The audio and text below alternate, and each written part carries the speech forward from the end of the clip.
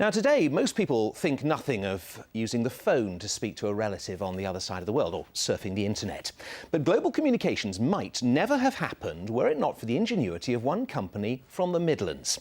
The BBC's History of the World project is looking for objects that reflect our place in the world. And James McDonald has been to meet the family firm in Birmingham that's got an important place in history.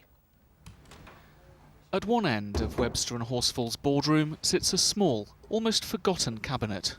Inside, a section of cable that revolutionised global communications. It's unbelievable, really, that this was the start of it all, being able to communicate between continents.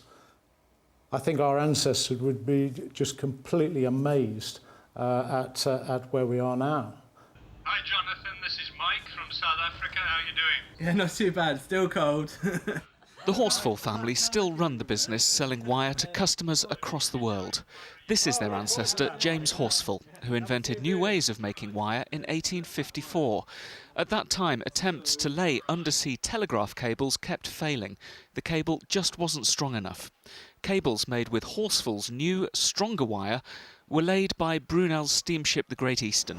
150 years later, the same process of patenting wire is still being used. This process enabled the laying of the first successful transatlantic telegraph cable. From then on, the product was used in many different fields. 1,000 people used to work here. Today, it's just over 100. Now the company's unveiling plans to rescale this huge site and develop alternative energy generation to lower costs and protect their long-term future.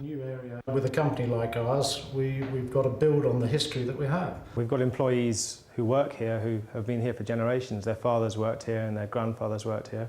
We're very keen for that to continue. If you'd like to learn more about the transatlantic telegraph cable and about the company that made it, take a look at the BBC Birmingham website.